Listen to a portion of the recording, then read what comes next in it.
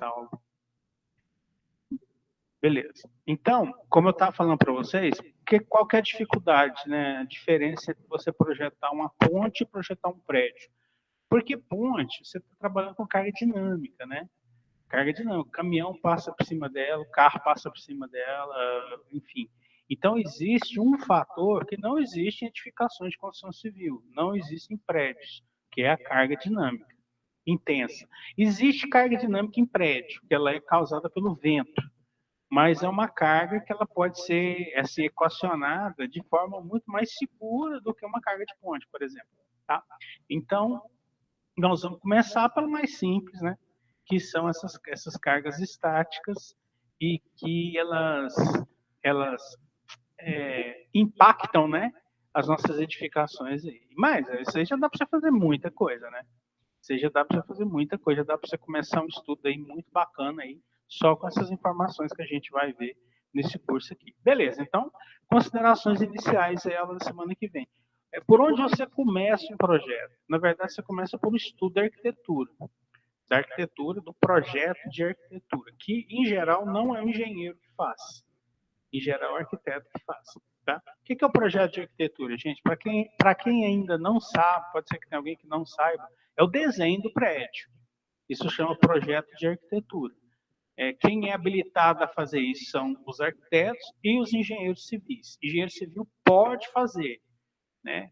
Eu até costumava falar que o projeto de arquitetura feito por engenheiro civil ficava uma porcaria. Mas, enfim, é uma coisa que a lei permite que nós façamos. Então, se você estudar um pouquinho, trabalhar um pouquinho, de repente você consegue fazer bons projetos aí de arquitetura, né? Mas quem estuda para fazer isso são os arquitetos, né?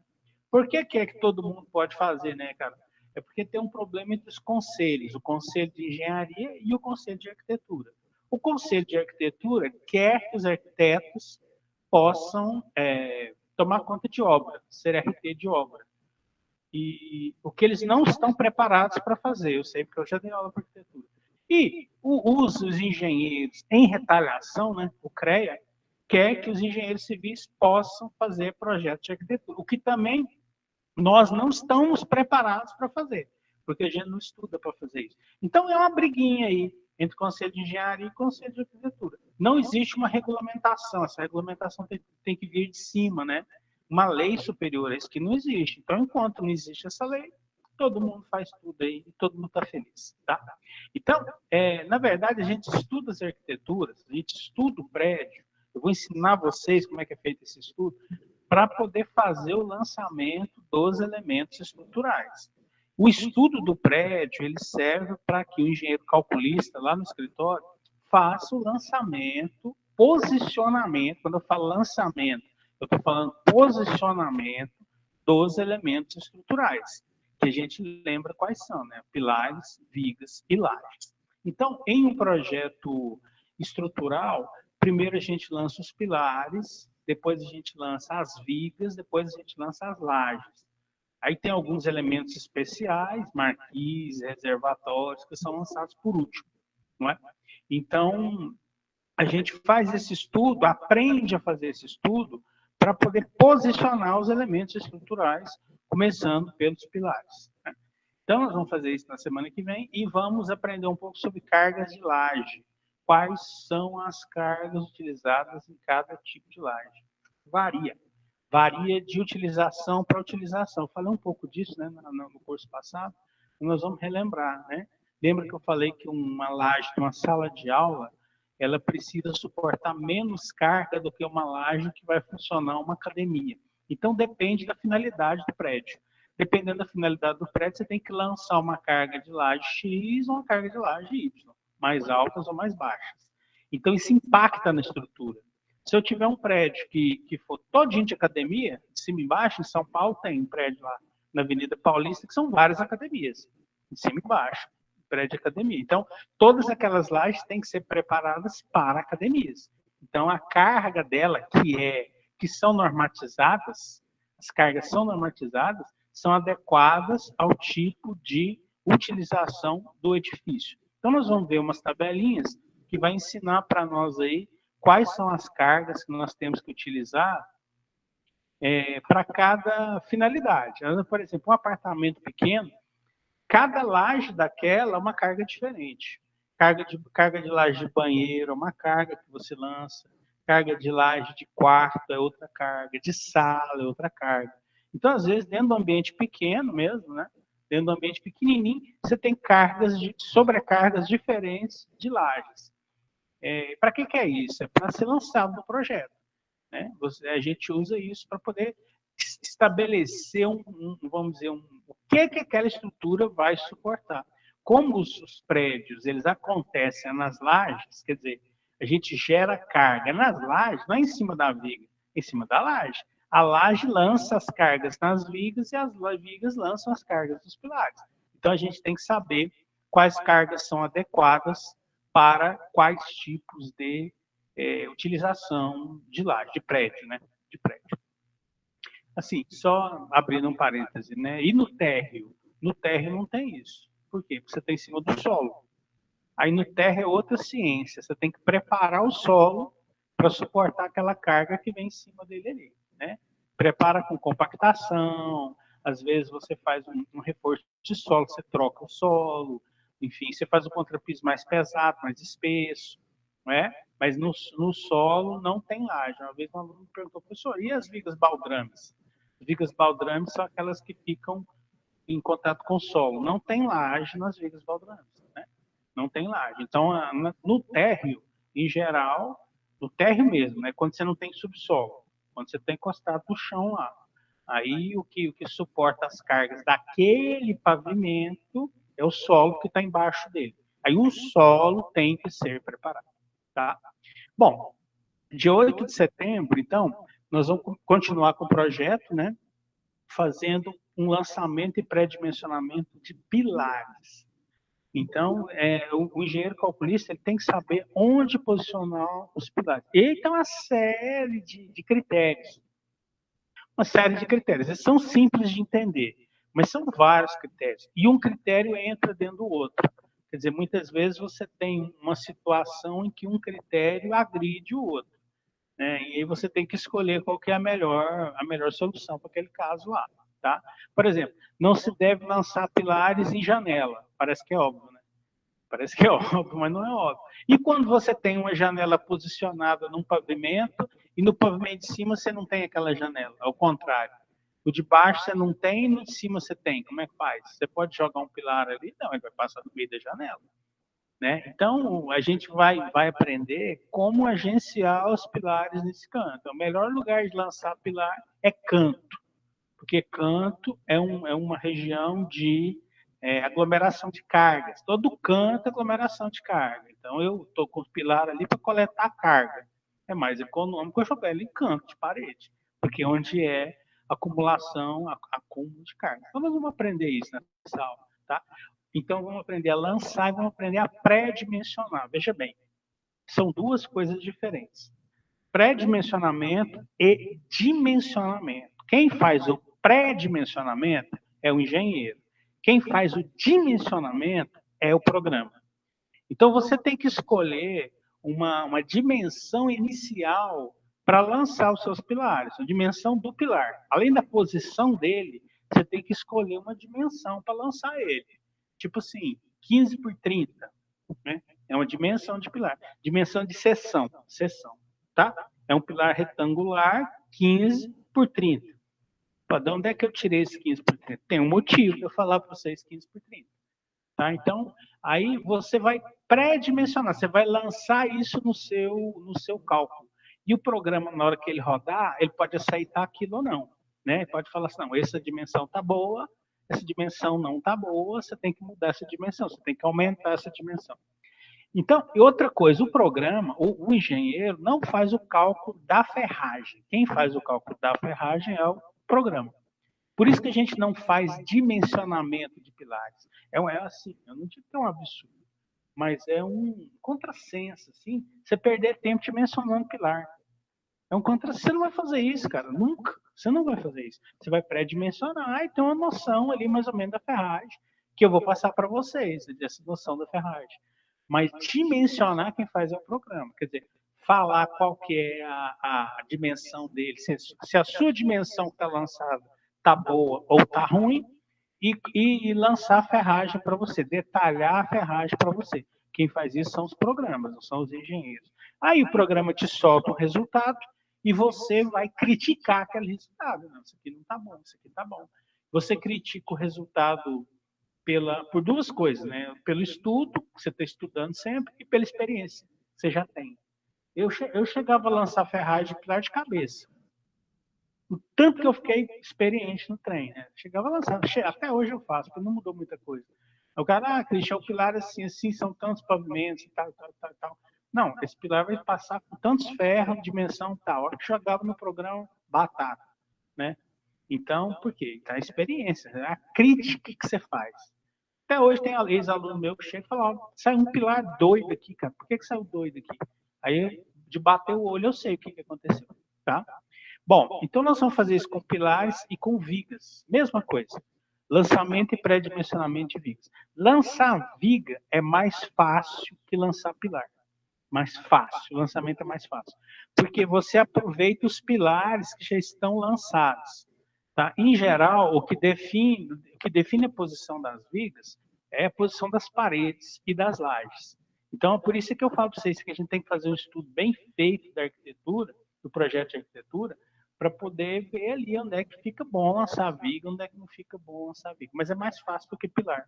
Porque você já aproveita os pilares que estão lançados e, na pior das hipóteses, você lança as vigas passando na cabeça de todos os pilares ali. Já é um lançamento. Tá? Bom, aí tem a primeira prova, dia 22 de setembro. Gente, eu vou fazer um trabalho com vocês, que vai ser um projeto disso aí, tá? Eu vou passar um projeto para vocês, de um prédio. Vocês vão ver que prédio pequeno, que esse prédio da faculdade lá, por exemplo, que a gente estuda, né, que eu trabalho, vocês estudam, ele é mais fácil de calcular do que uma casa de 2 pavimentos. Quando eu pegava prédio daquele para calcular, eu morria de achar bom, porque é facinho de fazer. Muito mais fácil que uma casa de condomínio. Por quê? Porque um prédio daquele, por exemplo, né, tomando como exemplo os prédios da Uniceplac, eles são muito regulares, é muito quadradinho, é muito assim, moduladozinho, né? E os pavimentos são iguais, praticamente iguais, há poucas diferenças. O pavimento 1 é igual ao pavimento 5, tem a mesma divisão de parede, tem o mesmo pé direito, então é filé para calcular. E a área é grande, quer dizer, eu ganhava dinheiro, porque você cobra por metro quadrado, né? Aí, agora, quando você pega uma casa de 2 pavimentos, o pavimento de cima quase nunca é igual ao pavimento de baixo. Então, dependendo do tamanho da casa, dá um trabalho desgraçado. Para você posicionar pilares de forma que ele não agrida o projeto de arquitetura ou no pavimento de cima ou no pavimento de baixo. Tá? Então, eu vou passar para vocês um projeto de arquitetura simples para vocês lançarem e pré-dimensionarem vigas e pilares. Vocês vão fazer isso no papel. Aí, eu não sei como que eu vou fazer isso ainda, se vai ser em grupo, vamos ver como é que nós vamos fazer ainda, tá? Para não ter muita aglomeração. Mas vai ser esse trabalho, vai ler 4 pontos, eu acho que vocês vão aprender, tá? Estou achando bom que eu acho que vocês vão aprender isso aí. E aí nós vamos fazer a nossa primeira prova dia 22 de setembro. Bom, aí eu vou continuar com o projeto, quer dizer, aí nós vamos lançar lajes, certo? Tipos de laje, lançamento e pré-dimensionamento. Eu ia falar, tem N tipos de laje. Não, tem 6 ou 7 tipos de laje, das quais as mais comuns são laje pré-moldada, é um tipo de laje maciça é outro tipo de laje. Laje pré-moldada é uma laje que tem alguns elementos pré-moldados de concreto e alguns elementos leves, mais comum ao isopor. Tá? E você concreta aquilo vira um elemento rígido, um elemento solidarizado, rígido. Esse é um tipo. Outro tipo é a laje maciça, ela é todinha de concreto, é uma placa de concreto. Tem construtor que usa um tipo, tem construtor que usa outro tipo. Opa, peraí. Thiago Paiva. Professor, se os programas que fazem de fato dimensionamento no memorial de cálculo, vai o quê? O programa nos dá esses cálculos? Dá. Tá, o programa dá esses cálculos. Só que você tem que aprender a interpretar e a chamar os cálculos, né? O programa igual o Eberic, cara, ele dá tudo quanto é tipo de memória que você quiser. Tudo quanto é tipo, tá? Eu até estava com um projeto aí da gente estudar o Eberic, né? Que é possível estudar com demo e vocês aprenderem a mexer nele, no demo. Mas, por enquanto, não tem jeito de fazer, porque não é todo mundo que consegue instalar ele. Eu tentei fazer isso mês passado com o pessoal do sexto período. Mas, na hora que voltar, eu vou dar um curso de Eberic para vocês aprenderem a mexer. Vocês vão ver que é um trem besta. Besta, é besta. Mas dá muita informação. Da deformação da viga, da carga da viga, da diagrama do momento fletor, diagrama de esforço cortante, aqueles diagramas que vocês fazem no braço lá, programa dá elemento por elemento. Desenho da grelha, 3D do programa, do prédio, é um negócio violento, tá? Então, o programa dá esses cálculos respondendo objetivamente sua pergunta aí, né? Ele dá os memoriais, tá? E aí, assim, depois eu vou te mostrar para vocês que nós vamos aprender a calcular uma viga no braço. Vamos aprender. Justamente para poder criticar o programa, porque o que dá problema é viga, na verdade. Justamente para poder criticar em algum resultado que o programa deu e você não está acreditando muito. Tá? Bom, então, dia 29 de setembro aqui nós teremos projeto de concreto armado, né? Tipo de laje, lançamento, pré-dimensionamento. Tudo em cima da 6118. No dia 6 de outubro, continuaremos aí, casos especiais. Marquise, eu selecionei esses casos especiais aí, que saem um pouco do normal, né? De pilar, viga e laje. Quer dizer, marquise, o que é uma marquise? É uma laje em balanço. É uma laje que não tem apoio. Então, a marquise ela tem uma série de implicações no projeto estrutural, uma série de implicações. Ela impõe um esforço de torção às vigas, um esforço de torção aos pilares, é um negócio bravo. Reservatório, qual que é o problema de reservatório? Água, né? É muito pesado o reservatório. E a água nos reservatórios, ela impõe às paredes do reservatório um esforço horizontal, né? Pensa num reservatório, um piscinão, lá em cima do prédio. Né? Você tem esforço de cima para baixo, você tem esforço para os lados. A água tende a abrir, né? A quebrar as paredes do reservatório. Então, exige um cálculo aí mais refinado. Elevadores, o problema do elevador é que é um vazio na estrutura, né? É um vazio, não tem nada ali, só um buraco onde passa o equipamento de elevação, então precisa ter um cuidado, e escada também é a mesma coisa, né? Escada é o seguinte, escada é porque, para calcular a escada, hoje em dia tem N tipos de escada que os arquitetos criam aí, e então eu vou mostrar para vocês alguns detalhamentos e algumas formas de você calcular a escada, tá? No dia 20 de outubro, nós vamos ver fundações. Aí você pergunta para mim assim, cara, mas fundações é uma matéria só para fundações. Por que nós vamos ver fundações aqui?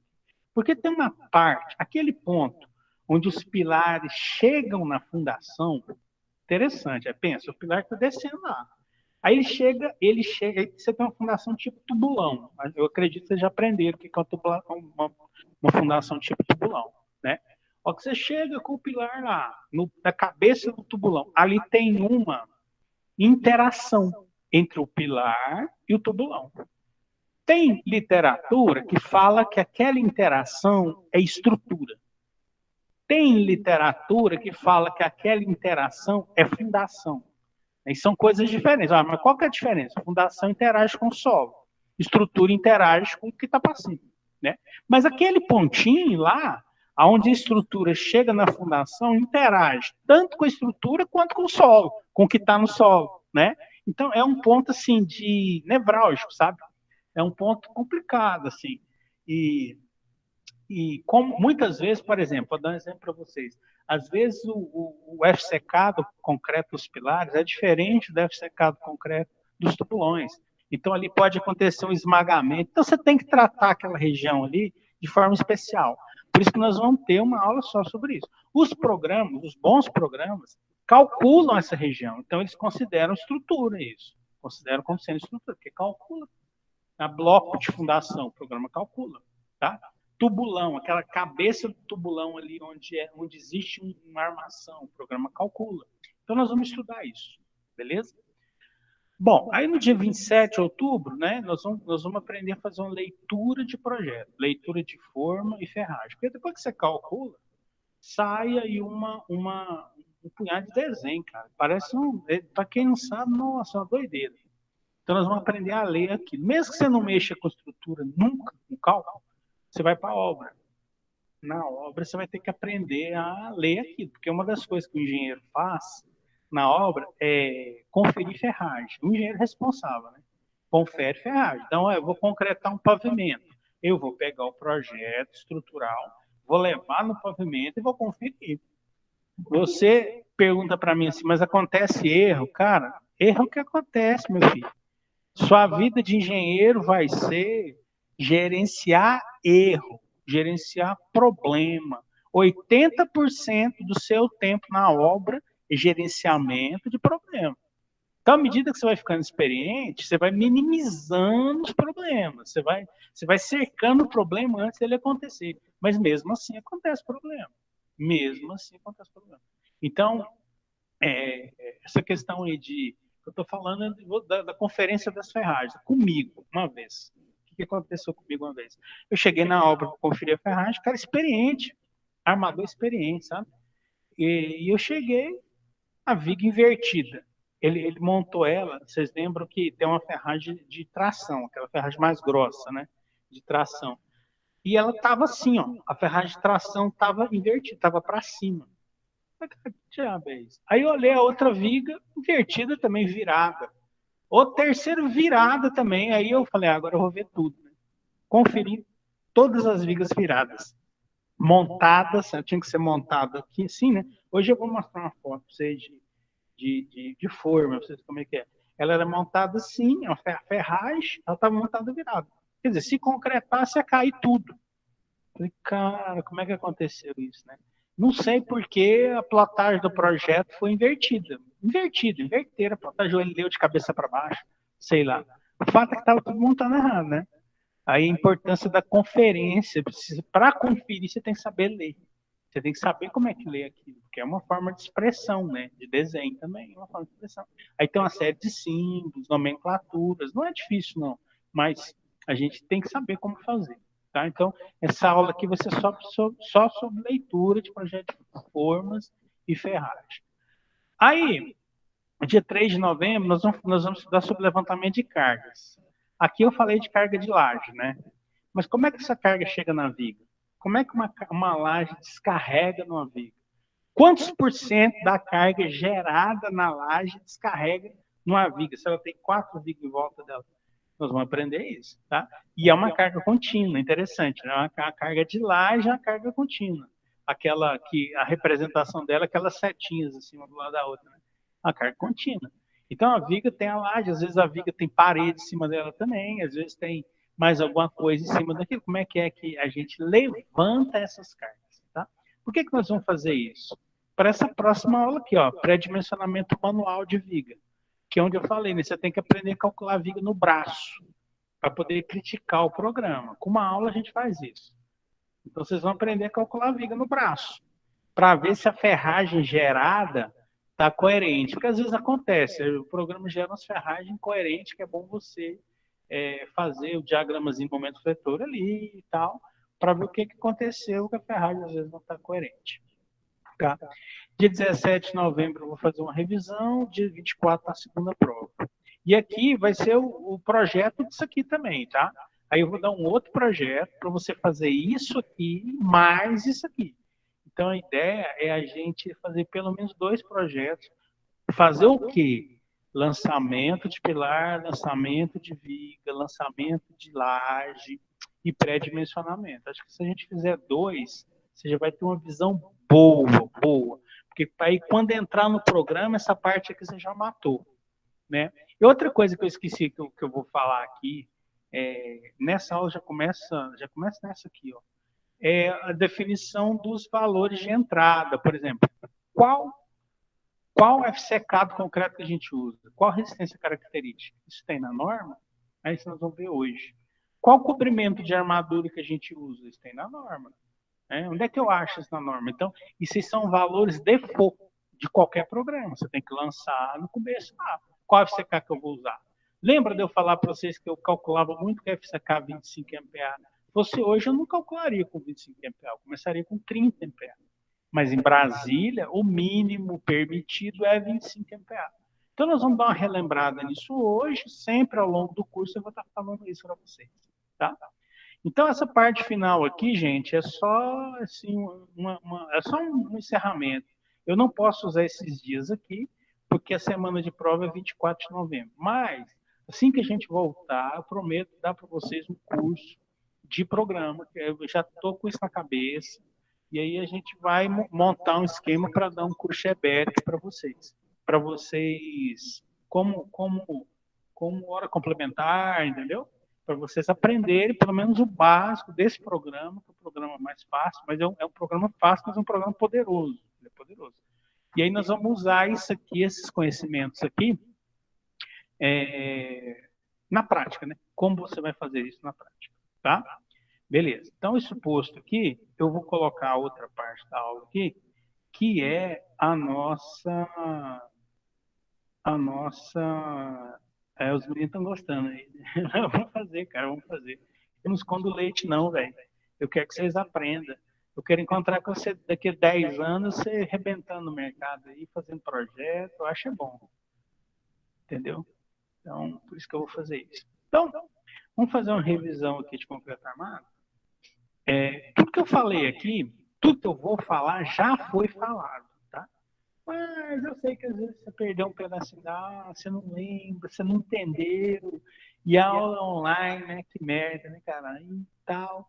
Mas pergunta, agora eu quero que você pergunte, porque aí nós vamos usar todos esses conhecimentos agora para frente e o tempo para explicar de novo vai ficar pequeno, tá? Então, vou fazer uma revisão zona aí do concreto armado, né? Beleza. Então, olha aqui. Primeiro, o que é definição?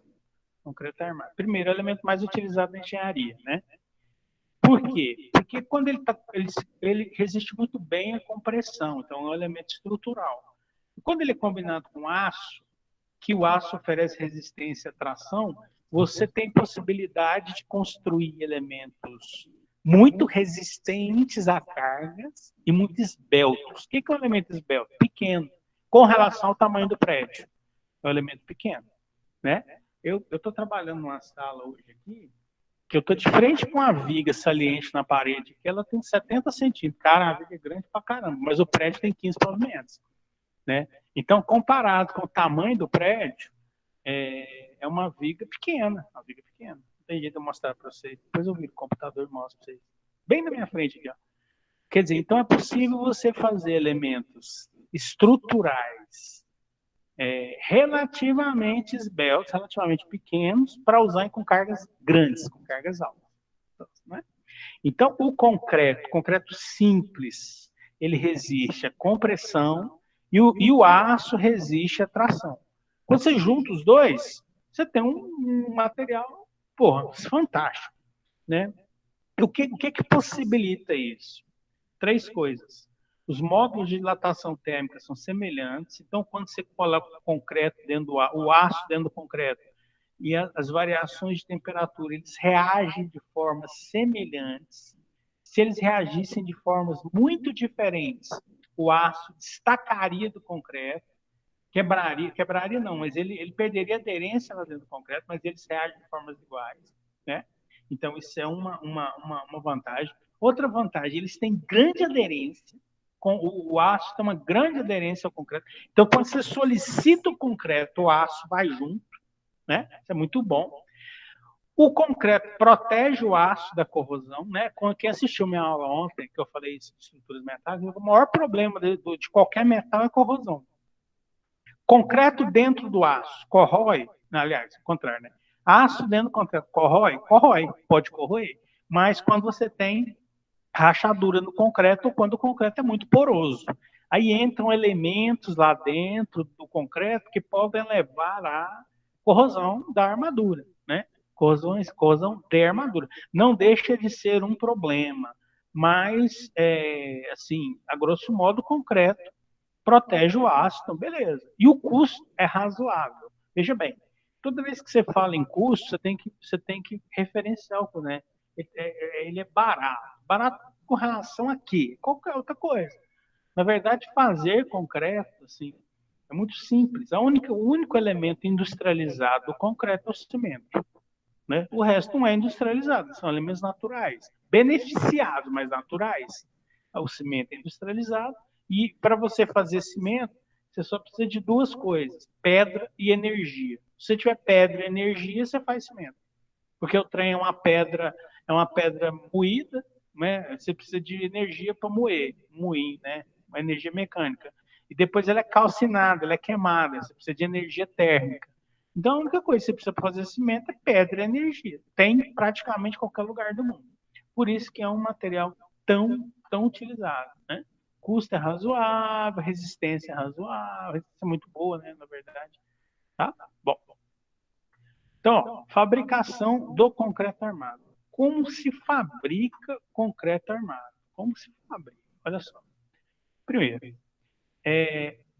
o concreto, né? Eu não botei slide aqui, mas ele é feito dessas quatro coisas aqui, ó: cimento, pó fino, ávido de água, né?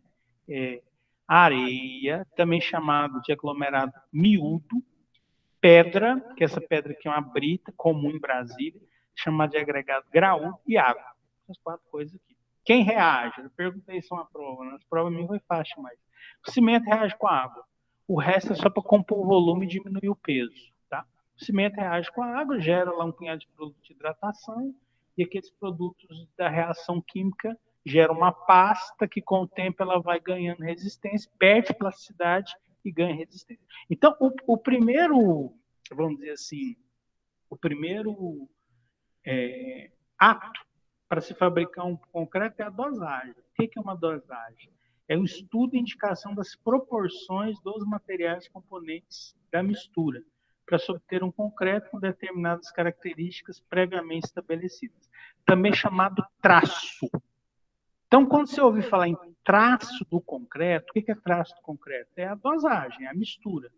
Então, essa mistura, em geral, ela pode ser em peso ou pode ser em volume, né? Peso. 1 quilo de cimento para tantos quilos de areia, para tantos quilos de brito, para tantos quilos de água. Ou em volume, né? Vamos dizer assim, vamos falar assim, meio litro de cimento, tantos litros de água, tantos litros de areia, tantos litros de brita, de pedra, tá?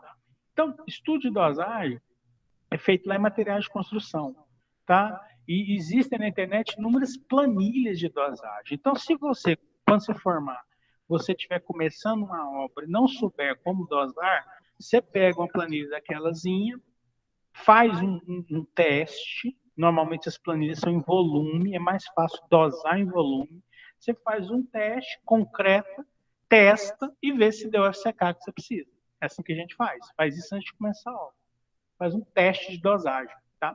Porque a dosagem ela varia muito de região para região, de material para material.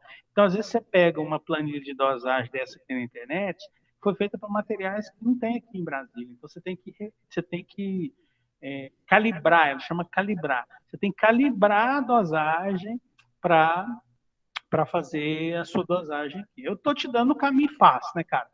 Porque imagino que o professor Tiago ensinou para vocês dar método de PUSP, método não sei das quantas de dosagem, que é uma coisa que sabe que dia que você vai usar?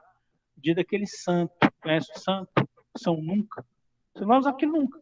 Vai pegar uma planilhazinha e vai calibrar a planilha. É a forma mais fácil de fazer. Nem devia estar falando isso para vocês, mas é assim que acontece. Tá? Ah, Christian, e se eu for comprar um concreto da concreteira, eu preciso preocupar com dosagem? Não. Você precisa preocupar em guardar a nota fiscal. Só isso você precisa preocupar. Porque você vai estabelecer ali alguns critérios para o seu concreto, dos quais os mais importantes, como nós vimos na aula no semestre passado, né? São a resistência e o slump. Lembra o que é resistência e o que é slump?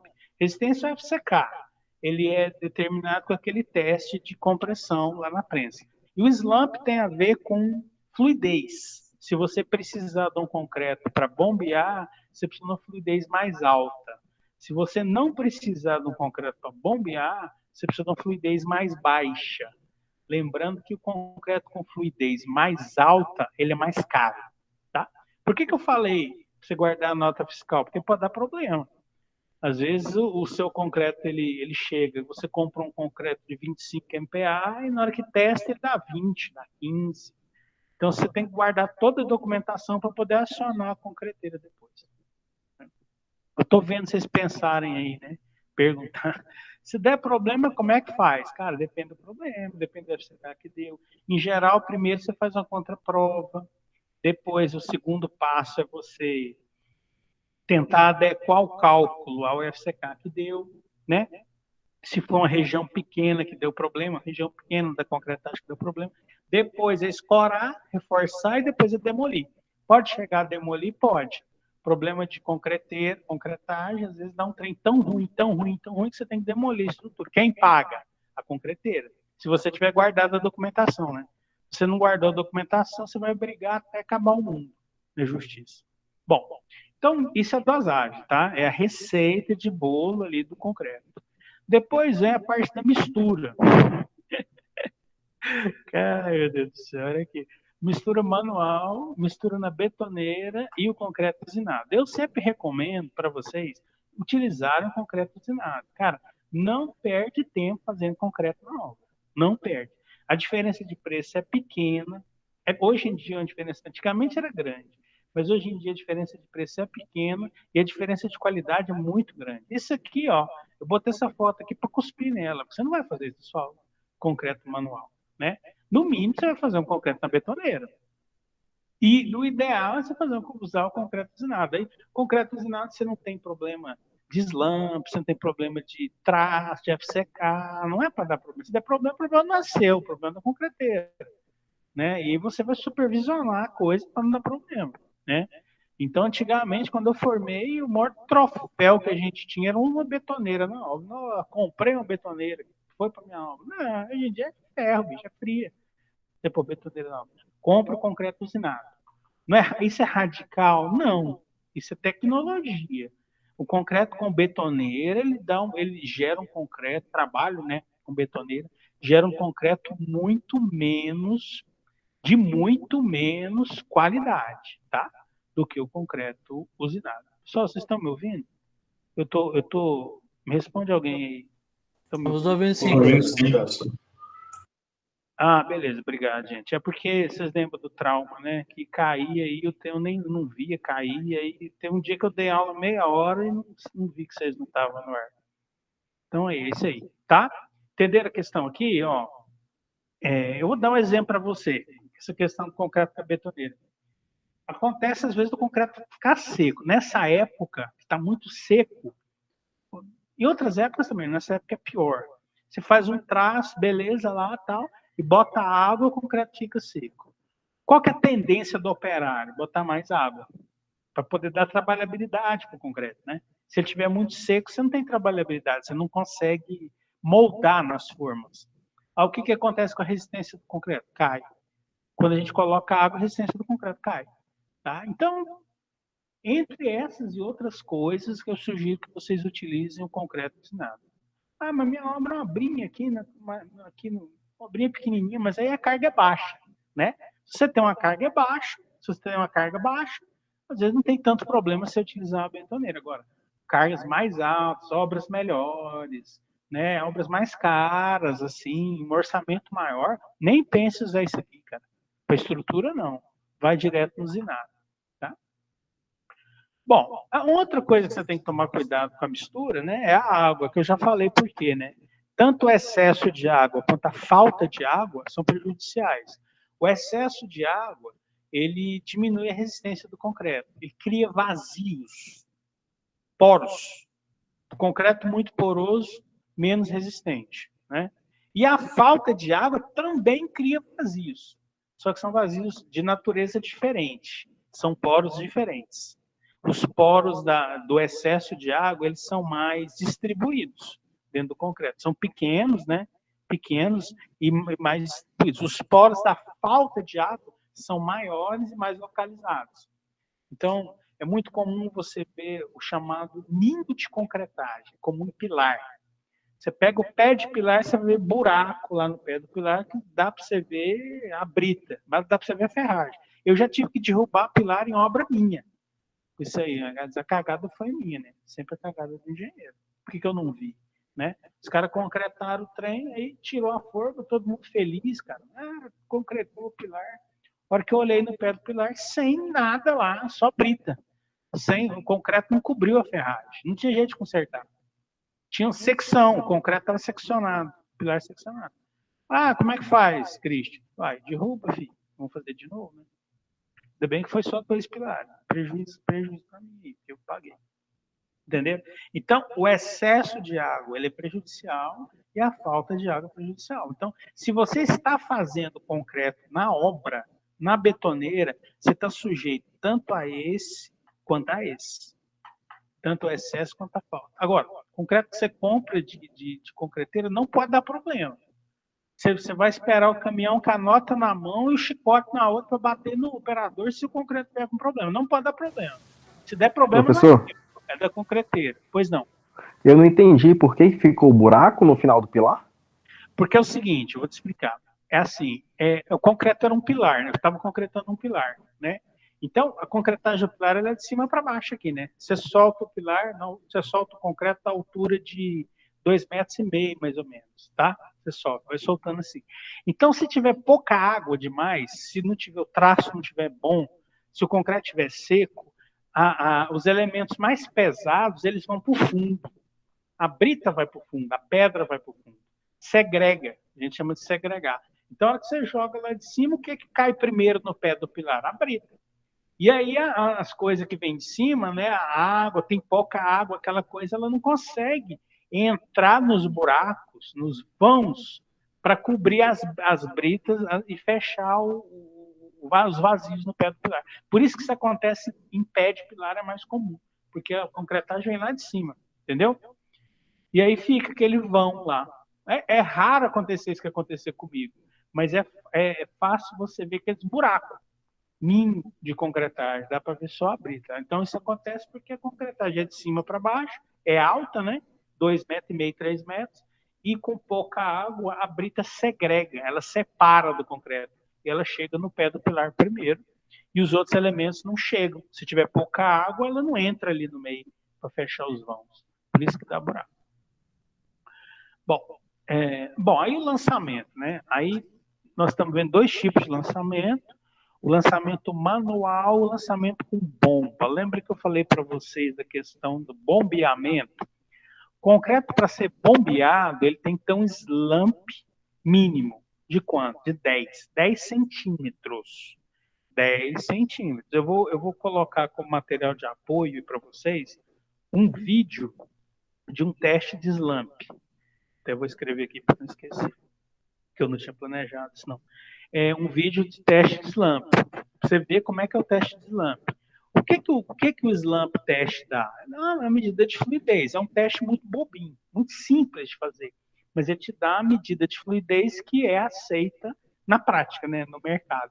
Então, para você ter um concreto bombeável, você precisa ter um slump mínimo de 10 centímetros. Eu vou até conferir isso, mas eu acho que são 10 centímetros. Quer dizer, a hora que você molda o tronco de cone lá e puxa, tem que dar 10 centímetros de abatimento. Esse teste é um teste que se coloca o concreto dentro de um molde, puxa o molde, ele baixa, o concreto baixa. Isso chama abatimento. Esse abatimento é medido em centímetros. Né? Em geral, o que a gente concreta manualmente? Peças que não têm altura, né? Viga baldrame. Isso aqui, por exemplo, é um bloco de fundação. Ó. Um bloco, está no chão. Então não precisa eu trazer uma bomba aqui. Se o caminhão. Quer dizer, às vezes precisa, porque às vezes o caminhão não chega. Eu já tive casos em obra que o terreno estava todo escavado, cheio de buraco de fundação, e o caminhão não chegava.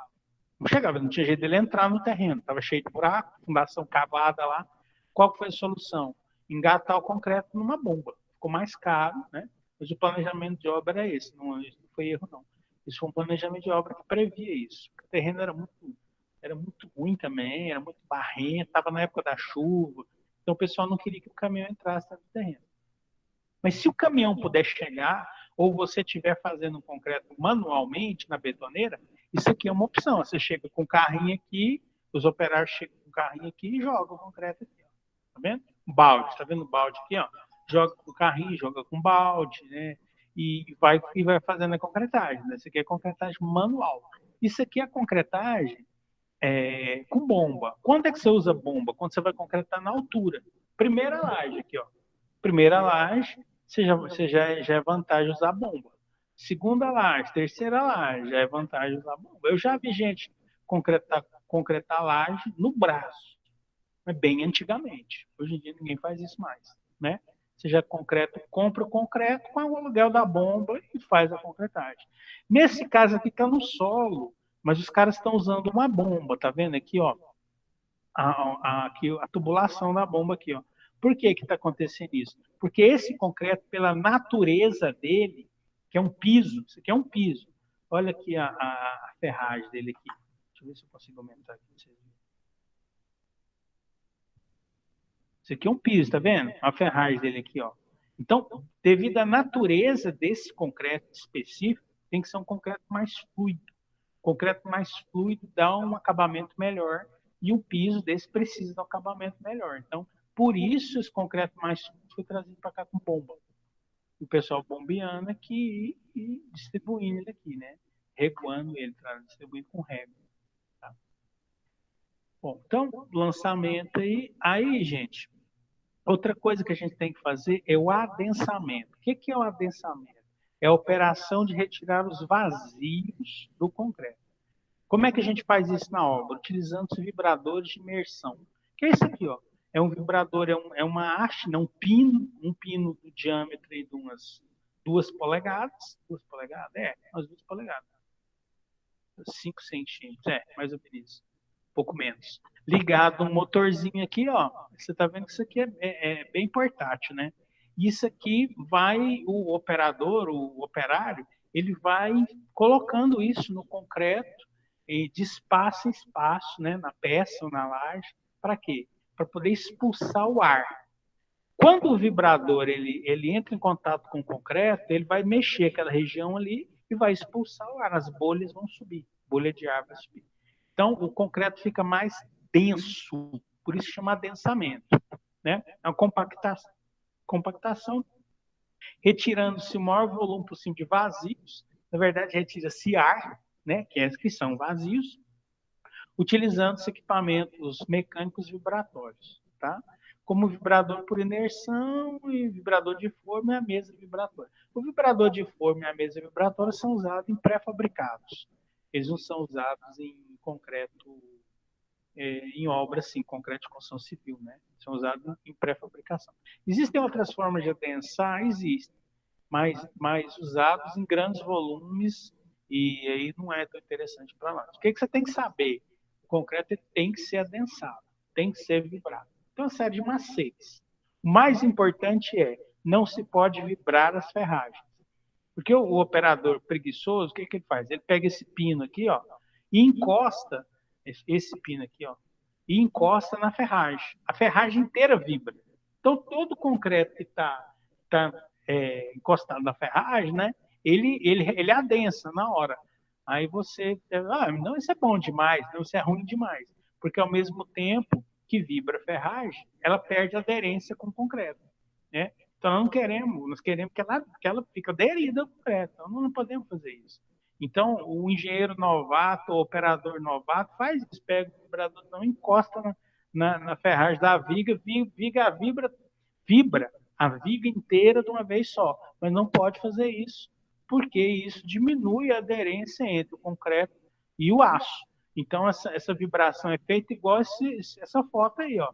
Ele vai enfiando nas regiões da peça para ir adensando as regiões. Então, para resumir, essa operação é uma operação que é importante, uma operação que tem que ser feita. Tá?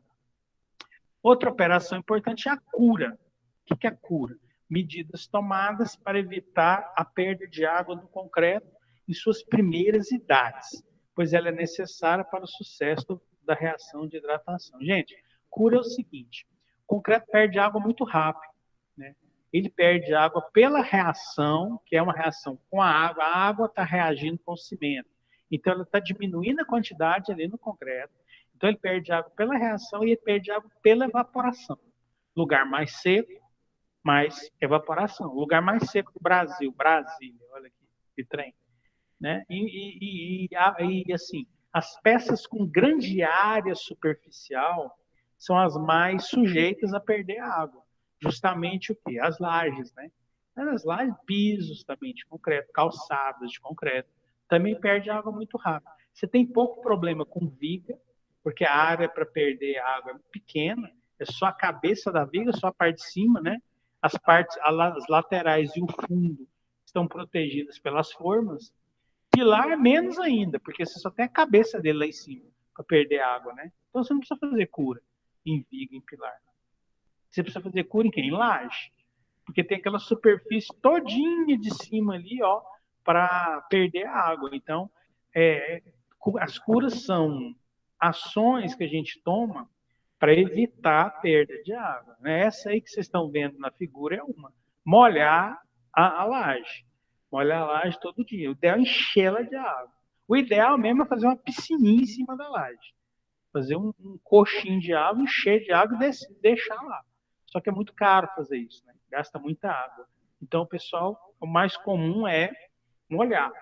Outra forma de fazer é essa aqui, ó, é colocar algum elemento, tecido, ferragem não, serragem, ou areia, até areia eu já vi usar, e úmida em cima.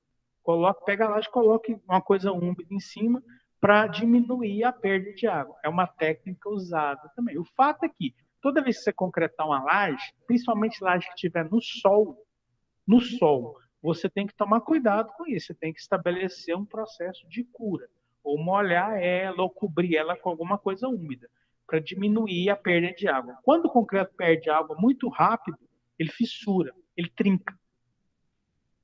Trinca não, né? Fissura. Ele cria ali as rachaduras pequenas. E aquelas rachaduras pequenas, elas interferem na resistência, podem interferir na resistência, se o problema for sério, se for muito, ela interfere na resistência, e pode interferir na aparência. Você imagina, você está fazendo um piso de posto de gasolina, tem que ficar lisinho, bonito, cheio de rachadura. Não dá, né? Interfere também aquilo vira um caminho de elementos patogênicos, né? Que vão promover a corrosão da armadura, ou o mais comum em Brasília é o CO2. Pode acontecer de entrar sal também.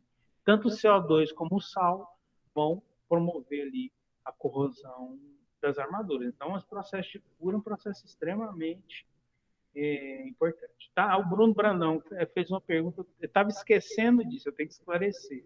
Depois de quanto tempo começa a fazer a cura? Depois de 2 horas e meia, em média. 2 horas e meia. Por quê? Porque com 2 horas e meia já aconteceu a pega do concreto. Pega. Não esqueça dessa palavra. Pega. O que é pega? Na pega, o concreto deixou de se comportar como fluido.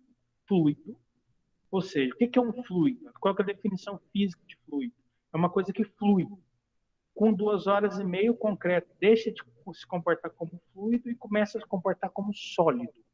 Então, a partir das 2 horas e meia, você pode começar a cura. Certo? Em média. Por que em média? Porque depende do tipo de cimento. Mas a gente usa 2 horas e meia, não dá problema não. Então, com 2 horas e meia, você pode começar a cura, tá? Do seu concreto. Então, assim, você reza para não chover no dia da concretagem. Não é depois que concretar, 2 horas e meia depois, você reza para chover. Porque antes de 2 horas e meia, a água ela pode contaminar o concreto, alterar a relação água-cimento, né? Diminuir a resistência do concreto. Mas depois que deu a pega, ou seja, depois que ele deixou de se comportar como um fluido e começou a se comportar como um sólido, aí você pode meter água em cima e a cura, o processo de cura começa aí. Tá. Então, respondendo objetivamente sua pergunta, quando começar a cura? Depois de 2 horas e meia da concretagem. Por quê? Depois da pega. Pega 2 horas e meia depois da concretagem. Tá? Eu esqueci disso, ainda bem que você lembrou aí dessa pergunta. Bom, até aqui eu estou falando sobre fabricação, né? Alguns cuidados que você tem que ter na fabricação, algumas coisas básicas aí, que daqui a um dia eu vou falar isso tudo, vou dar essa aulona, não é muito mais detalhado para o pessoal do 7º período, né? Agora nós vamos falar dos elementos do concreto armado, tá? Concreto armado tem 4 elementos. Olha só que não é só concreto e aço, hein? Não é só concreto e aço. São esses 4 elementos aí, ó. Concreto, que é isso que nós vimos aí, né? Cimento, areia, brita e água. Ferragem, que são os metais, né? Mas é só isso? Não. Tem também forma e escoramento. Então, para você fazer uma estrutura de concreto armado, você precisa fazer você precisa ter essas 4 coisas. É o concreto, as ferragens, as formas e o escoramento, tá?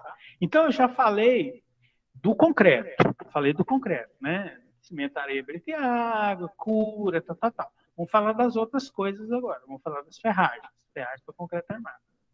Beleza. Então, as ferragens, ela fala ferragem. Como é que é essa ferragem? São barras de seção circular e arames, que também é uma barra de seção circular, né? Um arame é uma barra de seção circular, só que de pequeno diâmetro, não é? Então, essas barras de seção circular, nós vamos ver a foto, são corrugadas. Elas têm um enrugamentozinho ali chamado corruga. Não são barras lisas. O Herbert perguntou, né? Deve-se jogar água por quantos dias geralmente? 7 dias. Geralmente 7 dias, tá? Então, a prática de mercado é fazer isso 7 dias. Aí faltou você perguntar, né? Como faz isso?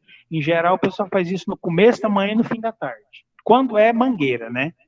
Porque aí, não, mas até quando é areia, quando é estaco de estopa, também os caras jogam no começo da manhã, chegou na obra, joga ali e vai. Por quê? Porque você prepara a laje para aguentar o dia, o sol batendo, né? Aí termina o dia, você joga de tarde também, tá? Tem gente que, muito sol, por exemplo, nessa época que tá sol demais, eu sei de engenheiro que manda jogar 3 vezes por dia, para evitar mesmo a fissuração, tá? Durante 7 dias. A prática de mercado é fazer isso durante 7 dias. Bom, então, falando aqui da ferragem, né? Então, essas barras, elas são fios, é um fio de grande diâmetro, né? E que tem as corrugazinhas ali, que tem aqueles enrugadinhos para poder aumentar a aderência entre o aço e o concreto. Para que ele serve? Absorver o esforço de tração, isso aqui nós já aprendemos, né? São colocadas nas formas antes do preenchimento com concreto. Então, na obra, o regime de produção disso é assim: uma equipe chamada carpinteiros fabricam as formas de acordo com o projeto de forma que vocês vão conhecer, e uma outra equipe chamada de armadores ou ferreiros. Eu gosto mais de armadores, porque você não está mexendo com ferro, mexendo com aço, né? Armadores, eles fazem a ferragem, tá? Então, em geral, as formas são montadas primeiro. Montam-se as formas, depois os armadores vêm, posicionam as ferragens dentro das formas, depois vem o concreto. Então, a ordem: forma, ferragem, concreto, tá? Então, as ferragens, elas são cortadas e dobradas de acordo com o projeto estrutural. Por quê, gente? Porque as barras industrializadas que a gente compra, elas têm 12 metros. Então, os armadores, eles têm que pegar aquelas barras de 12 metros, de acordo com o projeto, e transformar nas peças que você precisa. Que não tem todas 12 metros, óbvio, né? Você tem peça de 5 metros, 4 metros, 3 metros e 30, 2 metros e 20. Aí o armador pega as barras, de acordo com o projeto estrutural lá, e corta nas configurações das vigas, pilares e lajes. Você pergunta para mim assim, isso deve ter perda. Tem perda. Tem perda, porque não consegue aproveitar integralmente uma barra de 12 metros. Sempre sobra uma ponta, né? E não é uma perda pequena. Não é uma perda pequena. O mercado considera aí 10% de perda quando a ferragem é cortada na obra. Então, se você fez o orçamento ali que a sua ferragem dá 12 toneladas, você vai comprar 13 toneladas e 200.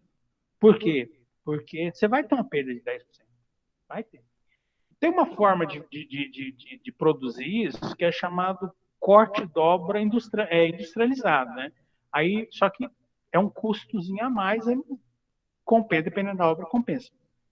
Que a própria usina onde você compra o aço importa seu projeto de ferragem e faz o corte, não a montagem. O leigo acha que a viga vem montada. Não vem montada. O armador tem que montar a viga na obra. Mas o corte é feito. As ferragens já vêm cortadas do tamanho certinho. E são programas que fazem isso, né? Então, isso reduz a perda para em torno de 3%. Então, cada engenheiro tem que fazer conta. Se compensa, né? Tem empreita que você faz, trabalho que compensa, tem trabalho que não compensa. Porque depende da forma que você está pagando seus armadores. As armaduras, às vezes, é muito barato.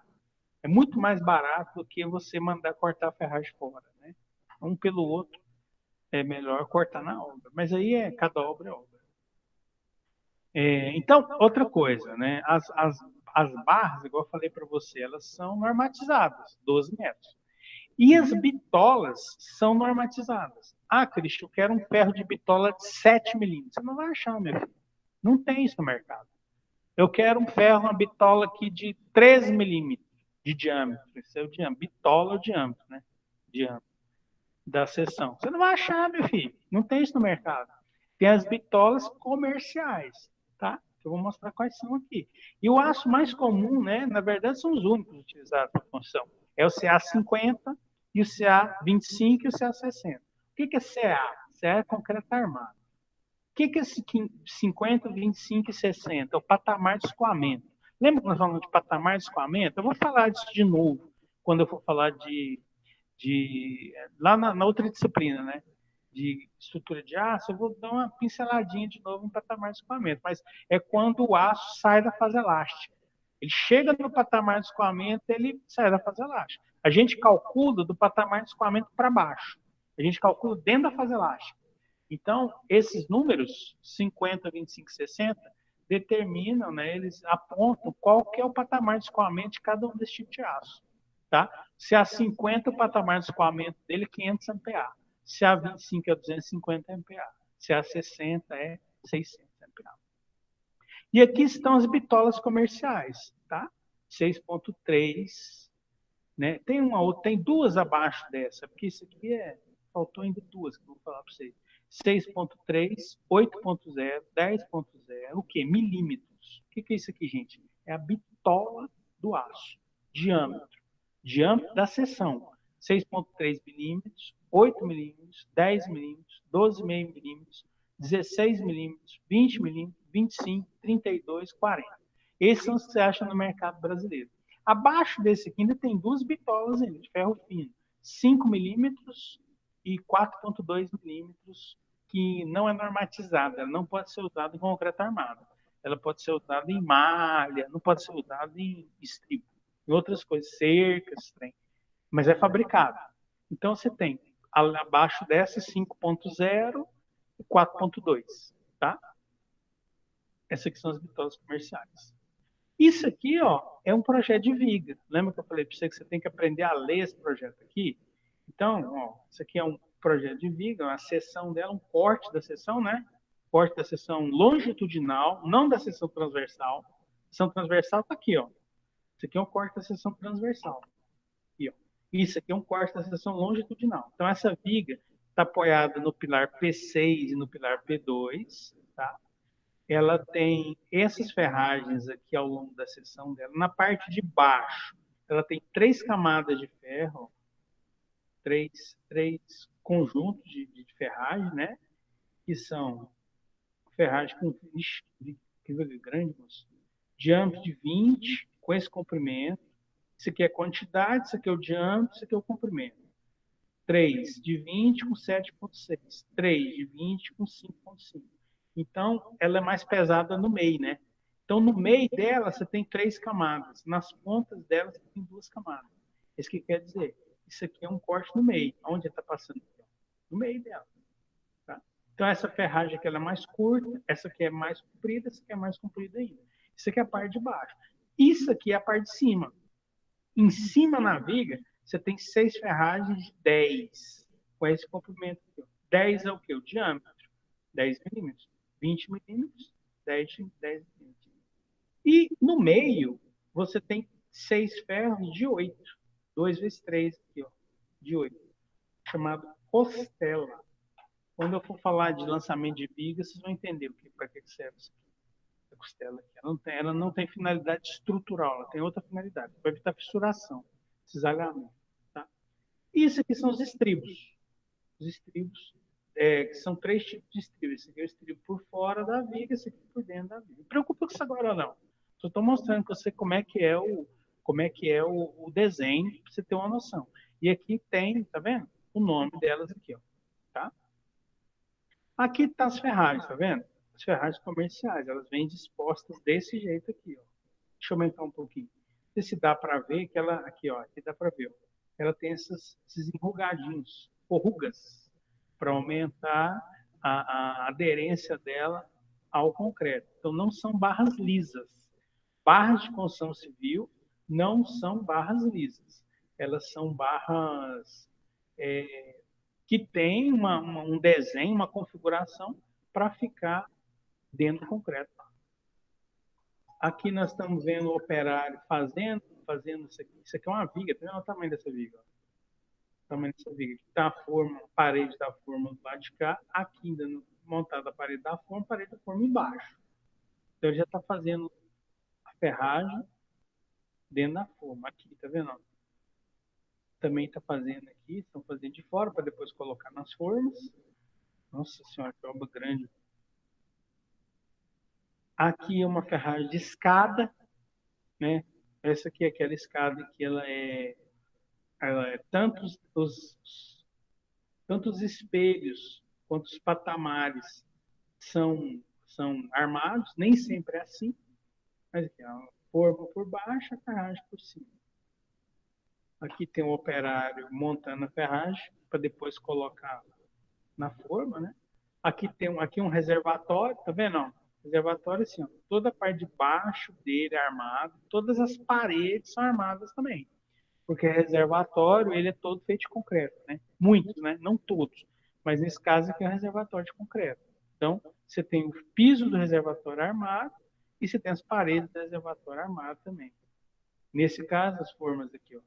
A forma aqui vai ser a própria parede de um lado, depois isso aqui vai ser fechado de cá para concretagem, tá?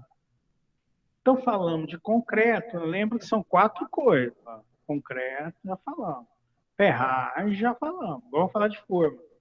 Forma é a caixinha que recebe as ferragens, tá? Caixinha que recebe as ferragens. Então, tá aí, ó. Recebem as ferragens e o concreto no formato das peças da estrutura. O que é o mais comum? Formas prismáticas. O que é uma forma prismática? Seção retangular ou quadrada. É o mais pode ter forma também de todo formato, tá? Mas porque o concreto ele é moldável, né? Mas o mais comum são as prismáticas, tá? E ela recebe o concreto no formato das peças da estrutura. Cilíndrica também você vai ver com mais frequência, tá? Bom, e no mercado brasileiro, elas são de madeira, ou elas são de plástico, ou elas são de metal. Mais comum de madeira.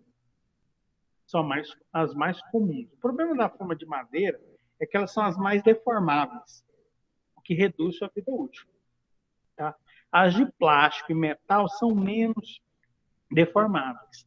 Então, por que você deforma a forma? Porque depois que a concretagem está concluída, você tem que tirar a forma. O processo de retirar a forma envolve alavanca. Você tem que meter uma alavanca e puxar a forma. Aquilo deforma um pouquinho.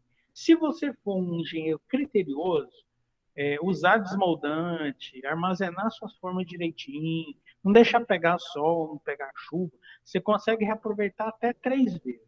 É difícil um reaproveitamento maior que 3 vezes de forma, tá? Difícil. Quando eu for falar de lançamento estrutural, vocês vão ver que é ideal, num projeto estrutural, você lançar as vigas do mesmo tamanho, se possível. Nem sempre isso é possível. Mas a maior parte das vigas do mesmo tamanho. Para quê? Para poder aproveitar as formas, tá? Então, a forma de você diminuir também, além do armazenamento correto, a forma de você diminuir a deformabilidade das formas travá-las na concretagem. Porque o concreto é pesado, né, cara? Na hora que ele cai na forma, qual que é a tendência? Ele abrir a forma. Então, se a forma não estiver muito travada, o próprio concreto deforma a forma. Você não deforma ela na hora de retirar. Na concretagem, a forma já sofre uma deformação ali, porque o concreto pesado entra ali e a forma está um pouco travada. Tá? Então, ó, a foto aqui, tá vendo? Ó, a forma do baldrame aqui, ó. Essa forma, ela é de plástico, forma plástica. Olha só. Então, ela foi montada em cima da terra aqui, ó, montada em cima da terra, e as ferragens vieram dentro da forma, dentro. Depois o concreto vem aqui, né? O concreto entra aqui, fazendo essa configuração aqui de viga baldrama. Vendo que ficam os buracos aqui entre as vigas baldramas, o que acontece com esses buracos? Terra, aterro. Aterro aqui, aterro aqui, aterro aqui. De forma que no final isso aqui vai estar tudo no mesmo nível. Essas vigas vão ficar cobertas por aterro. Eu imagino que vocês viram isso lá em construção civil, né? Na matéria. Professor, Pois não. deixa eu te perguntar. Nessa viga baldrame aí, ela não tem tubulação nenhuma, né? Como é que fica a questão das tubulações aí, né, nesse caso? A tubulação tem que ser prevista antes. Nessa foto aqui, realmente não tem tubulação nenhuma. Mas os cortes de tubulação, eles têm que ser previstos antes. Por quê? Porque a ferragem ela tem que ser reforçada no ponto que passa a tubulação. Isso serve tanto para a viga baldrame quanto para a viga que está nas lajes. Tá? Só que assim, viga baldrame é mais fácil, porque às vezes você pode passar a tubulação por baixo da baldrame, né? Então aqui, se você tiver uma tubulação de esgoto, você pode passar por baixo da baldrame. Você não precisa cortar a baldrame. Agora, caso de viga que está lá no 13º andar lá, que você tem que descer uma tubulação de esgoto, nem sempre é possível passar por baixo da viga, por causa do pé direito, né? Nem sempre é possível. Então, quando for possível cortar a viga, fazer um furo redondo. Em geral, a gente faz com aquela serra-copo redonda, né? Aqueles corte concreto redondo, né? Fica na furadeira. Aí você tem que reforçar aquele local, colocar uma ferragem extra naquele local, em volta do buraco, podendo enfraquecer a viga, tá?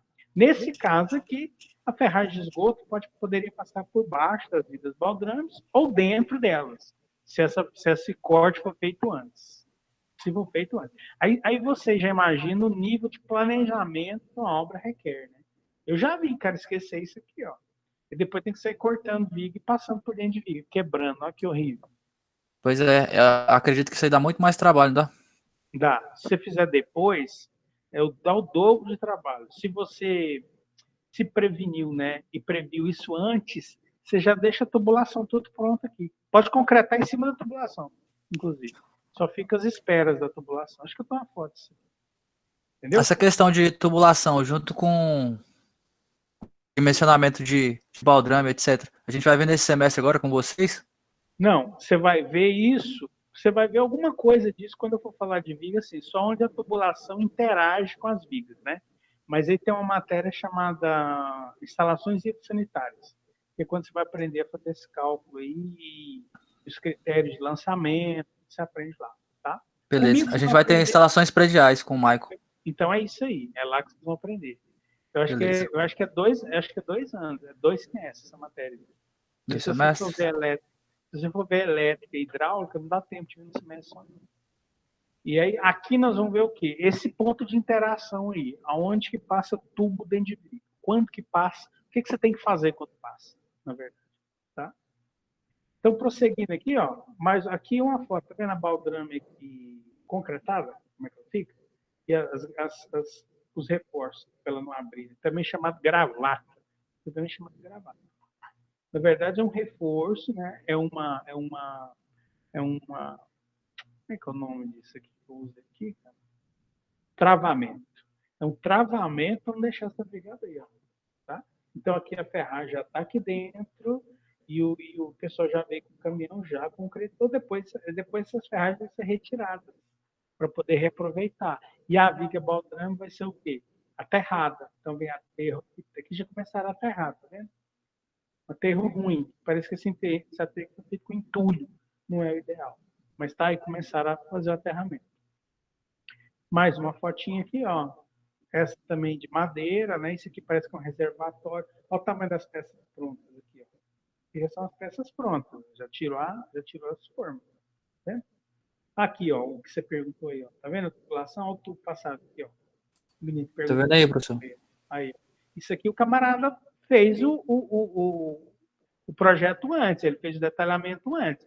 Então você já coloca um tubo aqui no meio, ó, e já concreta aqui e o tubo já fica passado aqui. A Na pergunta previsão, né?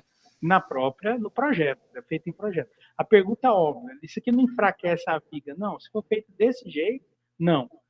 Você tem que fazer uma relação do tamanho do tubo que você vai passar com o tamanho da viga. Mas nesse caso aqui, não, porque o tubo é pequeno com relação ao tubo da viga. Né? Vai passar um tubo de água aqui, um tubo de esgoto, que deve ser água, porque isso aqui é um reservatório. Isso aqui deve ser um tubo de alimentação de água. Mas ficou previsto antes. Tá? Essa foto aqui eu só coloquei aqui para você ver que as formas elas podem ter essa configuração também, arredondada. Ó. É mais difícil de fazer, mas pode ser feito também nesse formato aqui. Isso aqui é um reservatório também redondo.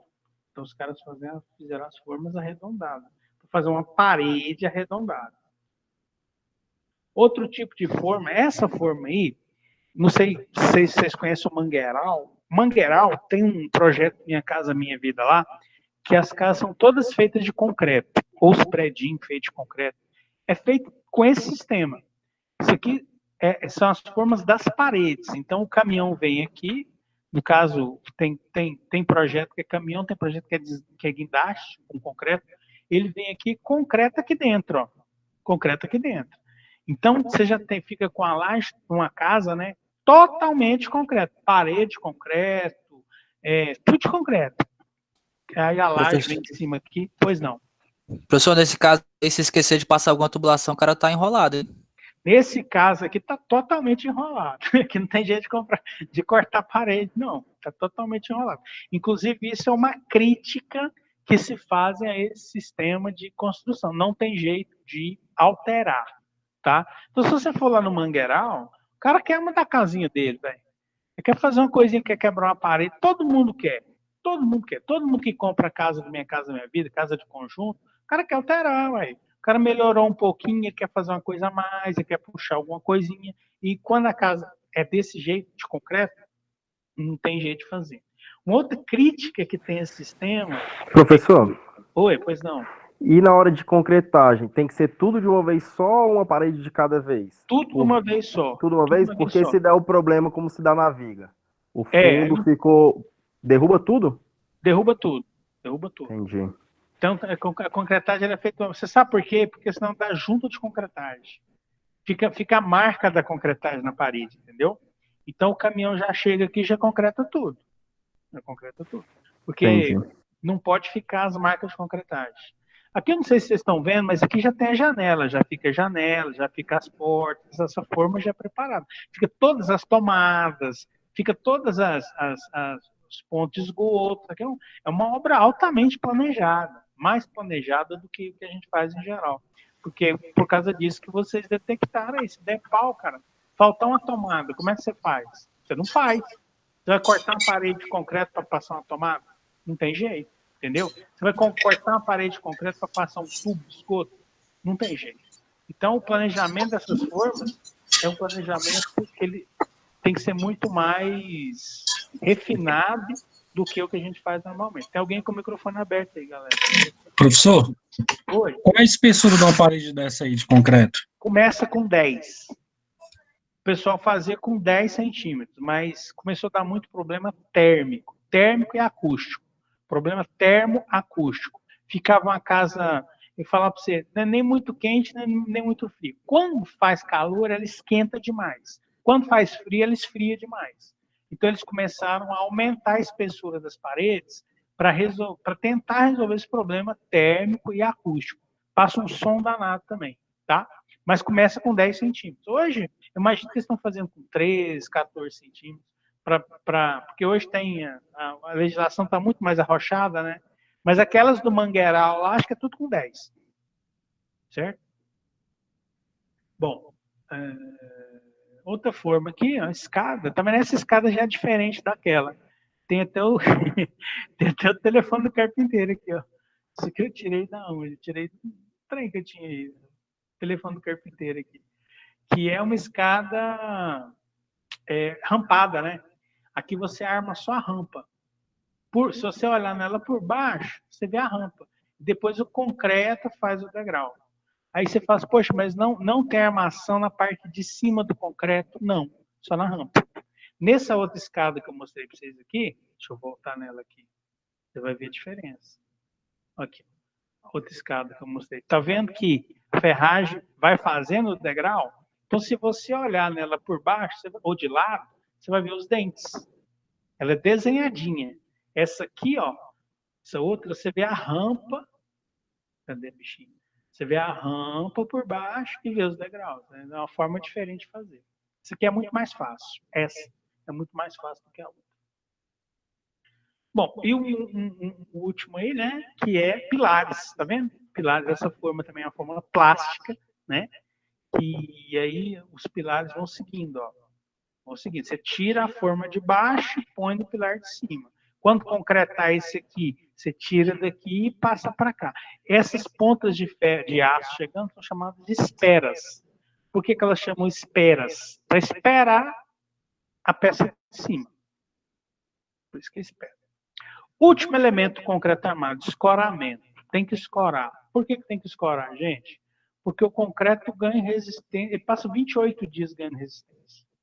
Ele não ganha resistência no outro dia. Ele passa de 7 a 28 dias ganhando resistência. Então, é necessário escorar as vigas e as lajes, e os pilares também, né? O escoramento do pilar, um escoramento lateral, é necessário escorar enquanto o concreto ganha resistência. Existe uma discussão sobre esse prazo de ganho de resistência aqui. Para nós engenheiros, para vocês que estão virando engenheiro, é vantagem que o concreto ganhe resistência mais rápido. Por quê? Porque para você reaproveitar as formas. Suas formas não são tudo igual? Se você tem um prédio de 15 pavimentos, as formas são tudo igual. Então você quer tirar a forma daqui correndo e passar para o pavimento de cima. Então qual que é a vantagem? Seu concreto ganhar resistência rápido. Por isso que o cimento mais vendido em Brasília é o CP5 ARI. O que é ARI? Alta resistência inicial. É um concreto que ganha, um cimento que gera um concreto que ganha resistência mais rápido, para eu poder reaproveitar as formas, né? Não só formas, mas também os escoramentos. Porque por incrível que pareça, gente, por incrível que pareça, o mais caro de uma estrutura de concreto armado não é o concreto, não é o aço. São as formas e os escoramentos. Por isso que os caras ficam loucos para reaproveitar, né? E para dar produtividade. Porque é mais caro do que o concreto e o aço em si. Então, aí o concreto vai ganhando resistência, não vou entrar nisso aqui né, na curva de ganho de resistência, mas para vocês lembrar, né? O escoramento serve para segurar aí enquanto o concreto ganha resistência. Aí a pergunta óbvia, que eu estou esperando alguém fazer, não vou nem esperar alguém fazer, eu já vou falar. Peraí. Essa viga deitada aí na rampa, deixa eu ver aqui se eu acho aqui. É uma pergunta do Thiago. Vamos voltar lá na foto. Da viga deitada na rampa. Bom, eu não estou vendo ela aqui não, Thiago. Essa aqui, será? É uma forma de você fazer, é uma viga inclinada.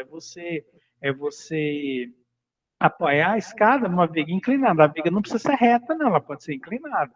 Desde que ela tenha um apoio de cá e um apoio em algum lugar aqui, que deve ter, você pode meter ela inclinada aqui, ó, na lateral. Nessa viga antes de iniciar a escada, professor. Aqui? Essa aqui? A parte de cima. Acho que é essa aí que ele tá... Não, mas essa não está inclinada, não. Essa é a posição da foto. Essa está reta. A escada engasta aqui, ó. Essa é porque a posição da foto está ruim. Ele estava deitada, professor. Acho que ele quis dizer invertida. Ah, entendi. Sei. É porque... Não, entendi. É porque a deitada, né? A viga deitada.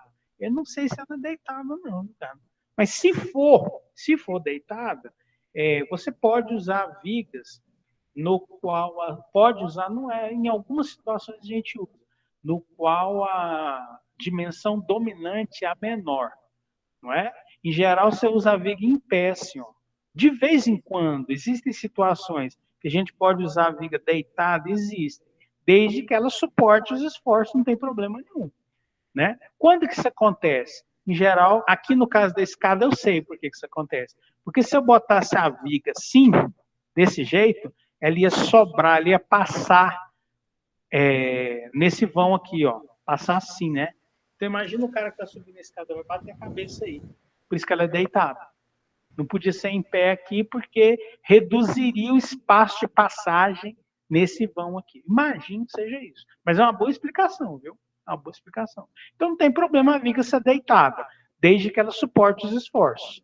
Agora, você está perdendo potencial estrutural da peça. Tá? Então, a pergunta aqui que vocês não fizeram, quantos dias eu tiro escoramento? Daqui uns dias os caras vão começar a mexer com obra aí, vai ser estagiário. Com quantos dias eu tiro escoramento? Olha, o senso comum no mercado aí, 21 dias. Mas tem muita gente que acha 21 dias muito. Então, dependendo do seu traço do concreto, se você conseguir uma resistência em torno de 70%, 80% antes, pode retirar. Né? Por quê? Porque nos primeiros momentos, nas primeiras idades, as peças não estão totalmente carregadas. Você não tem parede, você não tem carga de utilização. Então, a viga, ela tá, a viga não, o pavimento, não é só as vigas, as lajes também, elas estão subcarregadas. Então, você conseguiu 70%, 80% da resistência característica, você pode retirar. Em geral, você consegue isso entre 7 e 14 dias. 7 e 14 dias. Muita gente tira com 14 dias. Tem uns doidos que tiram com 7 dias. Eu não teria coragem de tirar com 7 dias, mas tem uns doidos que tiram. Agora, com 14 dias, muita gente tira. O ideal é você fazer um teste, né, cara? Você pegar os seus cilindros lá e testar com 7, 14, 21 e ver como é que é a evolução ali da resistência para você tomar essa decisão. Não faz nada no estouro, na tora. Uma das coisas que vocês estão aprendendo como na engenharia é usar a ciência. Usem a ciência. Pega lá, faz o teste, determina. Não chuta, não. Olha aqui alguns escoramentos aí, ó. Tá vendo? Escoramento metálico, a lajezinha, bubble laje aqui, né? A laje treliçada, que no dia que chegar em aula de laje, vou mostrar para vocês como é que faz. Outro tipo de escoramento aqui, dessa vez ele é de madeira, né? Escoramento de madeira. Tá vendo? Não tem laje aqui no caso, está escorando só as vigas. Esse aqui está escorando as lajes, esse aqui está escorando só as vigas. Pedreirão, materiais de construção, olha aí. E aqui um escoramento de viga, viga alta. Toda vez que você tem uma viga alta dessa aqui, ela tem que ser escorada. Porque senão, na hora que a gente lançar o concreto aqui, o que vai acontecer com a viga? Vai abrir. E o que eu falei para vocês, né? Ela abre e deforma. Tá? Estamos acabando, gente. Último item da aula, assim, critérios importantes para cálculo. Eu vou falar isso aqui hoje, e na próxima aula eu vou começar com isso aqui de novo, para vocês lembrarem. São alguns dados de entrada para cálculo de concreto armado. O que define esses dados de entrada? Uma tabela que tem na norma 6118, chamada classe de agressividade ambiental. Tá? Então, a norma 6118, desde 2003, essa tabela não existia antes de 2003. Em 2003, a norma agregou alguns conceitos de durabilidade. O que quer dizer isso? O que causa as patologias de concreto é a porosidade e a fissuração. Porosidade e fissuração. É o que causa a maioria das patologias. Porque através da porosidade e da fissuração é que entram os elementos que vão fazer a degradação do concreto, né? A principal degradação, a principal patologia, chama-se corrosão de armaduras. Então, os caras começaram a pensar, como que a gente vai reduzir a porosidade do concreto? Como que reduz? Não, nós precisamos fazer um concreto menos poroso. Como fazer um concreto menos poroso? Concreto com FCK mais alto, FCK chamada resistência característica, né? O que é FCK? Resistência característica. Então, concreto com FCK mais alto, ele é menos poroso. Então, nós temos que, isso os caras da norma pensando, né? Nós temos que definir números mínimos para FCK. Ou seja, dependendo da região, o FCK não pode ficar abaixo de um determinado número. Então, eles criaram essa tabela aí, criando, né, esse conceito chamado classe de agressividade ambiental, para poder, a partir disso, classificar o concreto. Tá? Então, são 4.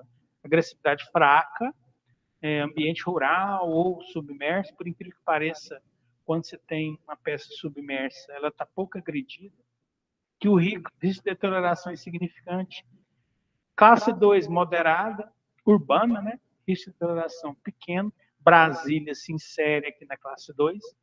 Classe 3, agressividade forte, que é atmosfera marinha ou industrial, risco de deterioração grande. E classe 4, que é agressividade muito forte, que é industrial com respingo de maré, que é um risco elevado de deterioração. Então, os caras que fizeram a norma lá em 2003, eles criaram isso aqui. E com base nisso, eles definiram as resistências características do concreto. Quer dizer, onde que nós estamos? Nós estamos em Brasília, classe 2. Qual que pode ser a mínima resistência característica que eu posso usar no concreto? C25. Significa o quê? A menor resistência característica que eu posso usar em Brasília é 25 MPa. Então, isso impacta em que nos nossos projetos? Você não pode projetar, isso é um valor default, valor de entrada de programa, você não pode projetar com menos de 25 MPa. Não pode. Então, quando o programa te pedir lá resistência característica, qual que é o mínimo que você pode usar em Brasília? Aqui, 25. Se você estiver no Rio de Janeiro, qual que é o mínimo que você pode usar? 30. Aqui é concreto armado, aqui é concreto protendido, tá? E nós vamos ver daqui um dia. Se você estiver fazendo uma fábrica de ração, não, de fertilizante, eu já fiz fábrica de fertilizante. Qual que é o mínimo que você pode fazer?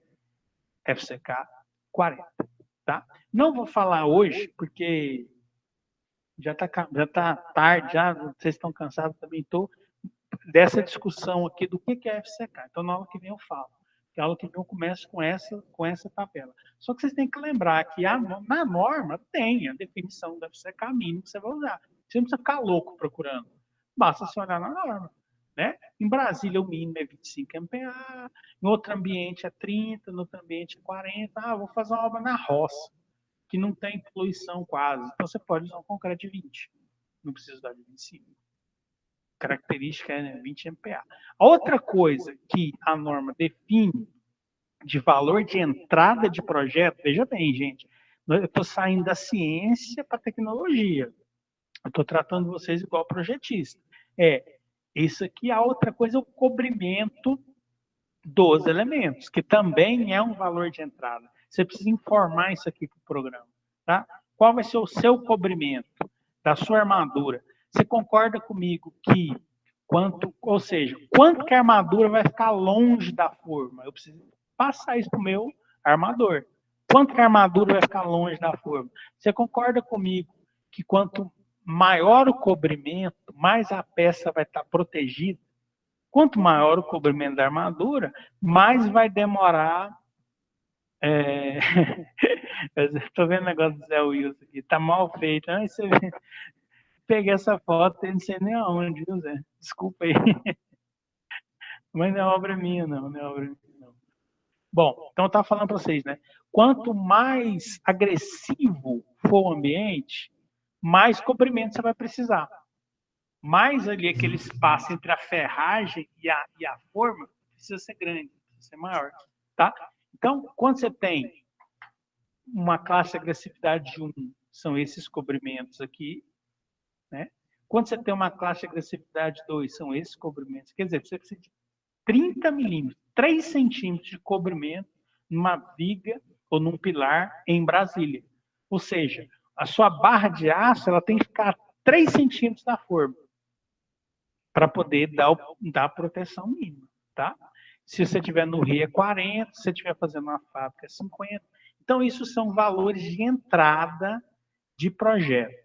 que estão na norma. Às vezes o cara fica louco. Onde é que eu acho esse negócio de agressividade de FCK mínimo? Na norma, cara, é muito fácil. Essa tabelinha aqui, ó.